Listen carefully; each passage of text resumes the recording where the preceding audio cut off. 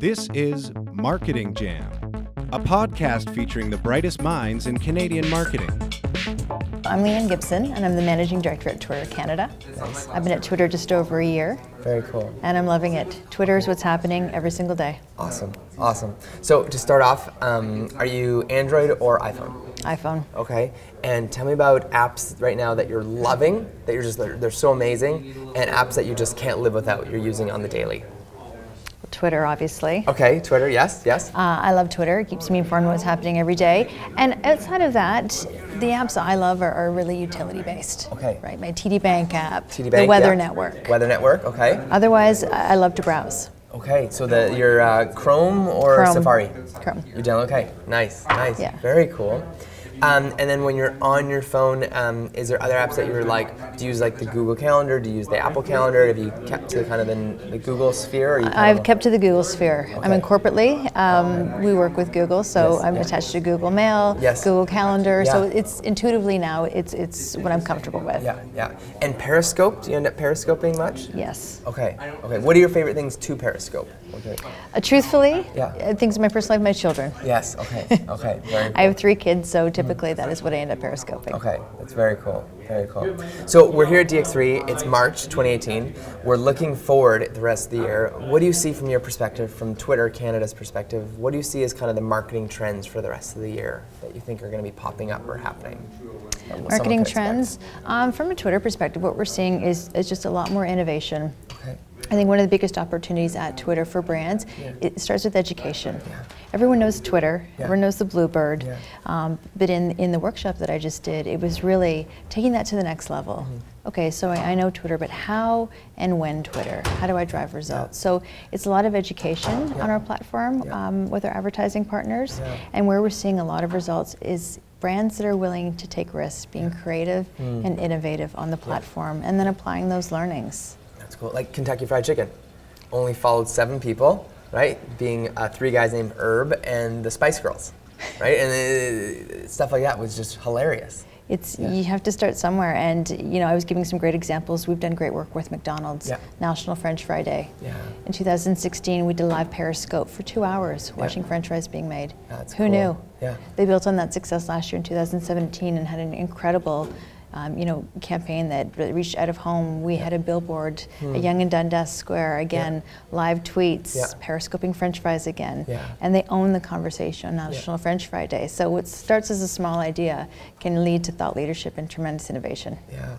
I've yet to find a better app or tool that works on driving conversations during an event or a live event or a conference. I've yet to see anything that's better. Like Instagram's not doing it. Facebook can't do it, YouTube can't do it. No, well, that's Twitter at its best. And listen, every platform has their point of differentiation, but Twitter's at its best. Twitter's what's happening. You want to know what's going on in the world, it's happening on Twitter. Trending topics? Trending topics. If we look at a traffic chart, you'll see this baseline and then these spikes and like notable spikes. And those are events, things that are happening around the world. Whether it's sports, news and politics, entertainment, you can look at those spikes and correlate them with an event because people are surging to Twitter to join the conversation and see what's happening. And it's whether, a lot of our users don't tweet. They're there consuming and wanting to know what the conversation is, but others want to share it, be influential in it, and insert themselves and be part of that conversation. That's very cool. So, and I don't know if you saw recently when the Kylie Jenner ended up tweeting about Snapchat and the effect it had on its stock. And again, the Ryan Holmes from Hootsuite wrote a book called, I think it was The $1 Billion Tweet, and the power that Twitter has to topple large corporations or affect their bottom line or value. Absolutely, and it's Twitter's providing that platform for the conversation, and we talk a lot at Twitter about you see every side of a conversation. You might not like it. You probably won't like every side, but it, again, a point of differentiation. When you have an open platform that encourages freedom of expression, while properly managing that from a safety and user perspective, it's incredible what unfolds in terms of conversation. Yeah, no, that is amazing.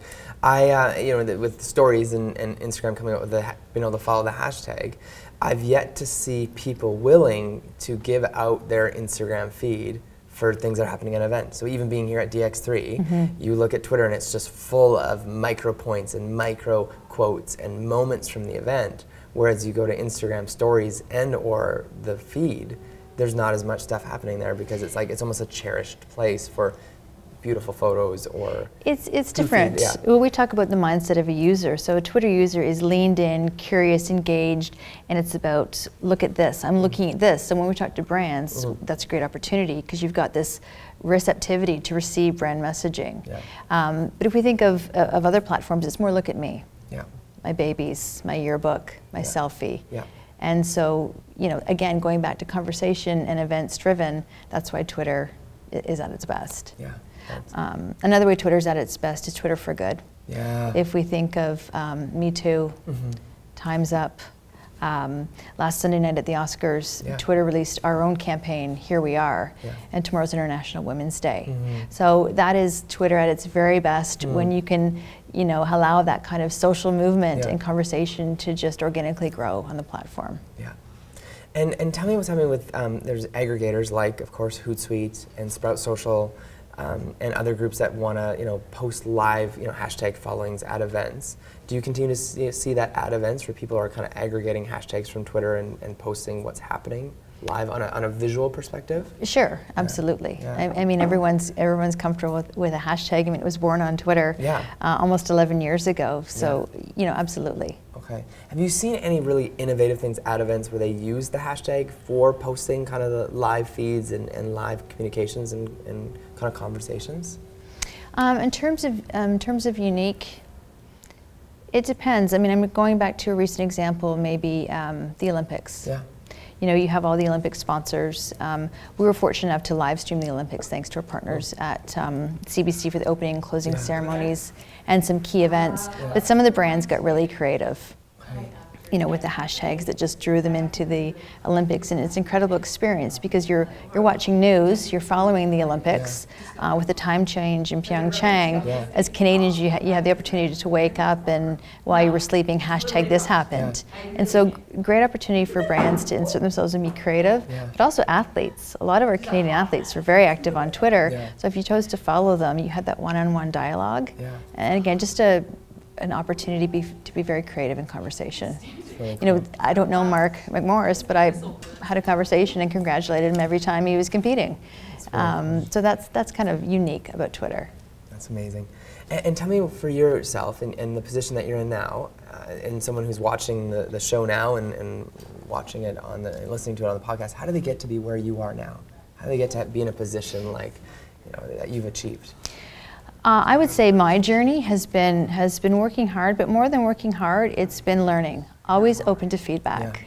And you can say, oh, please give me feedback. We don't all want feedback. But if you truly take the feedback that's given to you and you apply it and continue to reiterate and grow and develop, that's how I have gotten to where I am. That's really cool. That's really cool. Do you have a book that you'd recommend to someone out there, that book that maybe you've read or that you're reading at the moment? I love a lot of self-development books. So I'm just about to start one called Principles by Ray Dalio.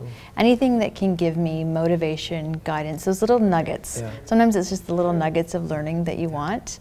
That motivates me. Okay, very cool. And podcasts that you listen to, or magazines or blogs you follow? I actually don't listen to podcasts. And actually, I don't watch. I think I might be the only person I know that doesn't watch television. And that might be strange. But the way I no. Okay, Prime, Amazon Prime? Nothing? No. Okay. No. Movies? This Is Us. Yeah, it's maybe one show. It's I like incredible. that show. It's a great show. Movies some of the time. I saw 3 Billboards. I thought that was incredible. She's amazing. Glad she got the Oscar. The way I look at it, we have a certain amount of time. And so I have a very demanding job. I have 3 young kids. I like to run. I'm a marathon runner. So you start, I think we always, without realizing it, we make choices. When we say yes to something, we're saying no to something else, even though we don't realize that.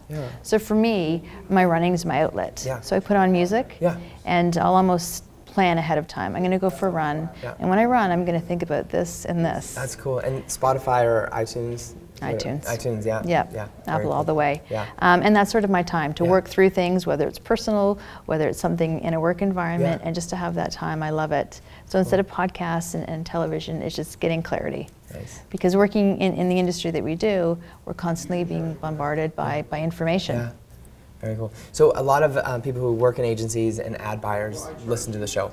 What would you say to them who are considering, they've got an ad spend for their client, and they've traditionally done it on Google, and they're spending more on Facebook these days. Why spend it on Twitter? And what are the advantages, and what are some of the cool things that you can do with ad spends on Twitter at the moment? Sure, and that's a good question, because a lot of the work that we do at Twitter is educating. Yeah. Our advertising agencies and our clients, because sometimes we get caught on this, well, I'm on Facebook and we're good. And with Twitter, it's really understanding why Twitter. Yeah. Twitter's what's happening. How do you take a brand and insert it in the conversation? Yeah. And we sort of bubble up 3 learnings.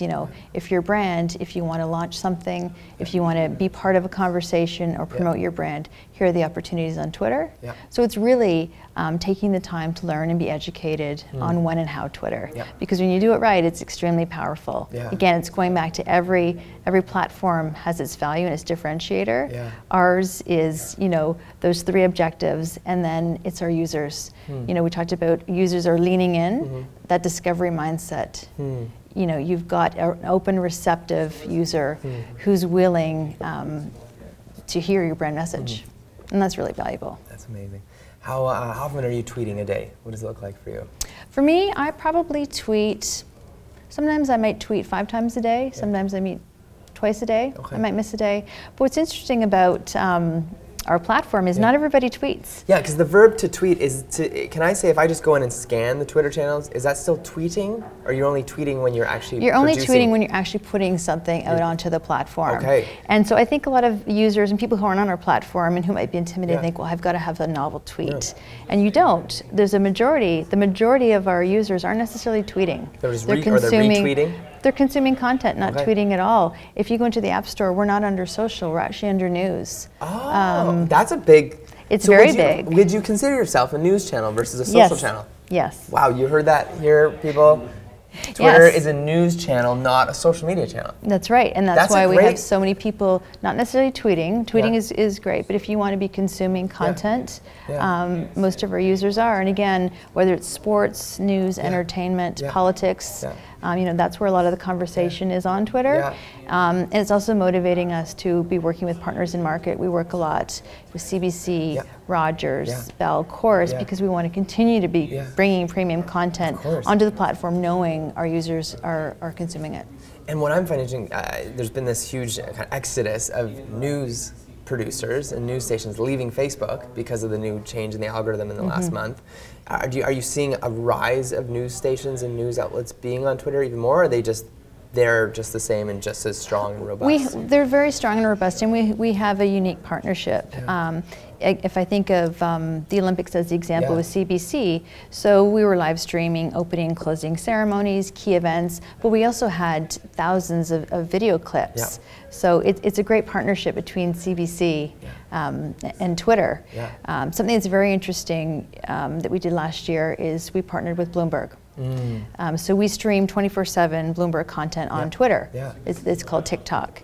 And the value there, Twitter has the premium content from Bloomberg, but the value to Bloomberg is speed to market. So when we work with these publishers, it's a beautiful relationship because often the news comes to Twitter for the news. If you think of maybe being home at the end of a workday and you've got the television on and maybe the news is on, if you think the news is often sourcing Twitter. Politics is a great example. We've got the PC Ontario election. You've got a lot of those candidates announcing that they're running on Twitter. Or that country to the south of us with that president that we can remain nameless. This is, Stuff happens on Twitter. It's a platform, So for us, like just looking at Marketing Jam, for example, or any sort of marketing news that we want to get out there, we should almost be live periscoping that and producing that content for Twitter, because it's a news channel and a news feed for folks that want news and what's now and what's in the current. Absolutely it is. And we do a lot of live videos. So obviously there's user-generated content via Periscope, but again, it's that premium live video that we're going to continue to invest in with our partners to bring to our users. That's amazing. What is your best advice for someone who goes to a conference like DX3 that we're at right now, and other conferences coming up, CIMC, I know Michelle Slater's going to be there from Twitter Canada as well. What would you advise them to do for a Twitter strategy, or just when they're on Twitter at an event? What could you encourage them with, or just a little tip from Twitter? A little tip from Twitter is to lean in. Okay. When you go to these conferences, there's a lot of conversation on Twitter. Yeah. So number one, you want to participate. So, consume the content, tweet, reach out to someone. Yeah. It's unique on Twitter, but you can reach out to someone you don't know and start a dialogue and network. Yeah. Get your conversation going on and off the platform. That's awesome. Because it's an opportunity for all of us. Yeah. This has been amazing. This has been a great learning experience for me, and just again hearing from Twitter, I say the bird themselves, straight from the bird's mouth. Is that? Can we say that straight from the bluebird's mouth? Yes, you can. In the kindest, most respectful of ways. Thank you for taking the time to be here today. Pleasure. Twitter, you've been with us for ages. You have opened up a lot of doors and seen a lot of historic moments happen in life and in this world. I remember the moment when Twitter was the first to report on a plane crash just outside New York. On the Hudson River. Yeah, that's right. And that was the thing we're saying, like, I think that was 2009. Yeah, and someone announced, like, Twitter is the breaking news place to go to. And now it's nice to hear you affirm the fact that, you don't see yourselves as just some social place. It's a news It is a news, and there's so much momentum at Twitter, and it really started happening. In the last 18 months, Twitter's almost 12 years old. Yeah. Or is 12 years old, and we hired our first CMO, Leslie Berlin. Yeah. And mission number one is create clarity for consumers. What is Twitter? Yeah, no, and what is Twitter? This is helpful for marketing directors. Everyone knows the Bluebird, but Yeah. what is Twitter? And that's where we really crystallized. Twitter is what's happening. You want to know what's going on in the world? It's happening on Twitter. Wow, that's amazing. Do you ever interact with like the founders out of New York and kind of the origin folks, or do you end up staying in the Canadian Absolutely. office more so? Okay. We're a pretty small company, and our headquarters is still in San Francisco. Okay. And our CEO, who's the founder, Jack Dorsey, he's incredible. And what I love about Twitter is it is a product-led organization. Okay. So while we continue to build the business and work with our advertising partners, at the heart and soul is preservation and development of the product. That's awesome. And that's really done in two ways. One, product features and making it easy for you as a user to know how to use Twitter and create simplification. But also, we talk a lot about the health of our platform, and that's user safety and quality of information. And I think one of the best things we've done is be really transparent about the work we need to do and where we've had wins. Yeah. So I don't know if you can speak to this, but the product called Jelly. Did you see that project? No. That I think it was Jack who started it, Jack Dorsey, and a little side project called Jelly, which was a service supposed to answer questions. No, okay, I can't speak to it. That's okay. Yeah, it was a side project a couple years ago. I don't know what happened to it since, but he ended up buying up all the jelly.com and .ca and domain names out there. And so I'm always wanted to figure out if those will ever become available. Yeah. Oh, I do not know. Okay, that's okay. One day we'll find out. Yes, I hope so. Yeah. This has been incredible. Did you have a good day at DX3? It's great. It's great to meet other people and hear what's going on with other people. And I think we all benefit from learning. There's a lot of organizations here that have been long-standing organizations, and then you've got all the startups. And I just think it's really interesting. Somewhere in the middle of all of this is an answer for many of us. And Twitter swag, do you guys give any swag away right now, or is kind of you don't need to do swag anymore? You kind of taking a break from the swag game? We have great swag. Really? You can just have so much fun with the Bluebird. Yeah. So what kind of swag are we talking about here? We like wardrobe. We like attire. Okay. We've got some great, we're working with Adidas. Wow. We've got some pretty great swag with Adidas. We're working with Roots. We've got some great swag with Roots. That's amazing. Yeah. That's amazing. And what everyone loves? Those little, what are they called? You put them on the back of your phones. Yeah. People are loving those right now. Yeah. We've got those with the Bluebird on it. With the Bluebird, okay. Okay, well, I'll have to give you some jelly after this, and we can do some swag trading. Cool. Thanks for joining us today. Oh, thanks for having me. Really appreciate it. Thank you. My pleasure.